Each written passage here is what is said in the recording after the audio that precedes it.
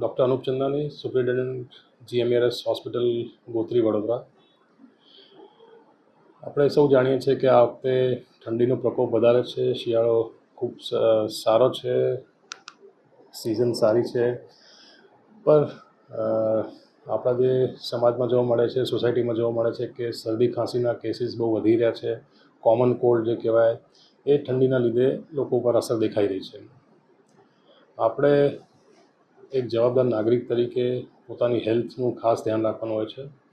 આવી સિઝનલ જે ચેન્જીસ આવતા હોય છે અને આ અત્યારે જેમ ગ્લોબલ વોર્મિંગને બધા ઇસ્યુઝ છે એના લીધે બધા ચેન્જીસ ખૂબ જ અનપ્રેડિક્ટેબલ છે.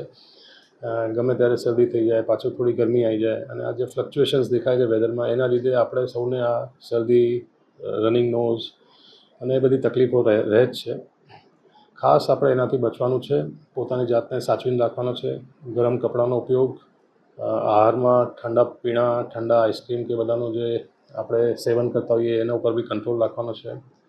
ખાસ કરીને આપણે જોઈએ છીએ કે આપણે મોસ્ટ ઓફ બધા માઉથ બ્રીધર હોઈએ છીએ. રાત્રે સૂતી વખતે આપણે મોઢેથી શ્વાસ લેતા હોઈએ છીએ. આવી ઠંડા વેધરમાં જ્યારે મોઢેથી શ્વાસ લઈએ તો આપણું ગળું સુકાઈ જતું હોય છે અને સવારે પછી ગળું પકડાઈ જતું હોય છે. તો ખાસ કરીને આવા માઉથ બ્રીધર પેશન્ટ્સને બી ખાસ ધ્યાન રાખવાનું કે થઈ શકે તો પોતાની ઊંઘવાની પોઝિશન સરખી રાખે તો માઉથ બ્રીધિંગ ના થાય. પાણી સાવ ઠંડુ ના પીએ, થોડું નવસેકું જેવું પાણી હોય, વોર્મ વોટર કહેવાય, એવા પાણીનું સેવન રાખે તો એનાથી બી ગળામાં મોઇશ્ચર રહેશે. ગળા પકડાવાની અને જે ડ્રાઇંગ થઈ જાય અને એના લીધે બધું કોમ્પ્લિકેશન થતા હોય એ બધા બી ના થાય. સિનિયર સિટીઝન્સ, એવા દર્દીઓ જેને બીજી બીમારીઓ છે જેમ કે ડાયાબિટીસ, બ્લડ પ્રેશર, થાઇરોઇડ, એવા બધા પેશન્ટ્સ માટે બી ખાસ સૂચના છે કે એ લોકો બી પોતાની જાતને વધારે સાવચેતીથી પોતાનું ધ્યાન રાખે. ગરમ કપડાં, ખાસ કરીને કાન ઢાંકેલા હોવા જોઈએ, એ ટાઈપનું પ્રેક્ટિસ રાખશે તો એમને આ સિઝનલ ચેન્જીસ, જે વેધર ચેન્જીસ છે એનાથી બચાવ થશે અને રૂટીન લાઈફમાં કોઈ વધારે પ્રોબ્લેમ નહીં આવે. આપણે સૌ જાણીએ કે થોડું બી કોમન કોલ્ડ થાય તો આખા શરીરમાં કળતર થાય છે, ફીવરિશ લાગે અને પછી આપણું કામ કરવાની ક્ષમતા ઓછી થઈ જાય છે અને ધીમે ધીમે આપણી ઇમ્યુનિટી ઓછી થાય. એના લીધે બીજા રોગચાળા બી કદાચ હાવી થઈ શકે.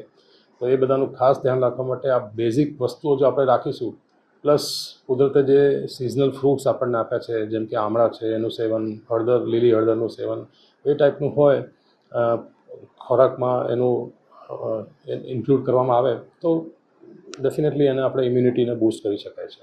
એક આ સંદેશો પહોંચાડવા માગું છું કે સિઝનલ વેરિએશન્સ આગળ આપણે કોઈ વધારે મેડિકલ હેલ્પ કર્યા કરતાં આપણે પોતાની જાતને કાળજી રાખીએ અને પોતાનું જીવનશૈલી બદલીએ તો આપણે એનાથી બચાવ થશે. Thank you.